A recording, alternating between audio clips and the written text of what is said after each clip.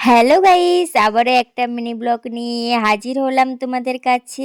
আজ দিনটি ছিল ভোটের দিন, তাই সবাই বাড়িতে আছে ভোট দেওয়ার জন্য। আর আমি আছি সংসার গুছানোর জন্য। আর কি বলতো, সংসারের খাওয়া দাওয়া রান্না বান্না এগুলো তো প্রতিদিন হতেই থাকে, কিন্তু এই কাজগুলো প্রতিদিন হয় না। তাই আজ সকাল থেকে ভেবে নিলাম যে এই কাজগুলো তো আমাকে করতেই হবে, তা আজকেরই আমি কাজগুলো সেরে নেব।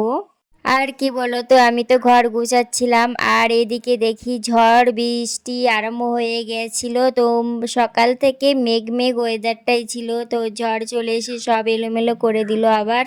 তো গাইস, সবাই বাড়ি আছে ভোটের দিন, আর আমি কেন ঘর গুছাচ্ছি তার কারণটা আমি বলছি। আমার এমনিতেই সময় থাকে না, আর তাছাড়া কি বলতো, এই কাজগুলো না একা একা করতে গেলে পেরে ওঠা যায় না। আজ তাছাড়া রান্না বান্না সকাল থেকে সব কিছু করে এই কাজগুলো গোছানো অসম্ভব ব্যাপার হয়ে যায়, তো তাই জন্য একটু হাতে হাতে কাজ করে দেয় সবাই।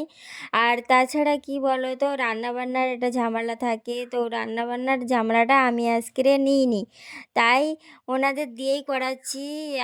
তোমাদের দাদা ভাই আমার শাশুড়ি মা দুজনেই করছিল রান্নার কাজটা, আর আমি ঘর গুছাচ্ছিলাম।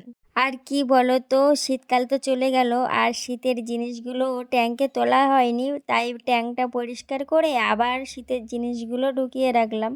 এবারে তো আমি ভোট দিতেই পারলাম না, আমার ভোটার লিস্ট থেকে নাম বাদ গেছে।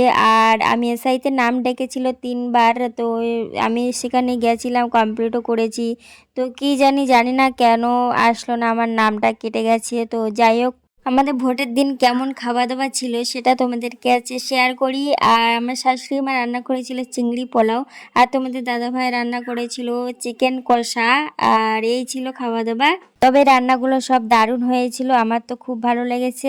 আর আমার ছোট্ট মিনি ব্লগটা তোমাদের কেমন লাগলো তোমরা জানিও। নিউ ফ্রেন্ড হলে সাবস্ক্রাইব করে দিও, আর ভালো লাগলে লাইক করে দিও। চলো টাটা, ভালো থেকো।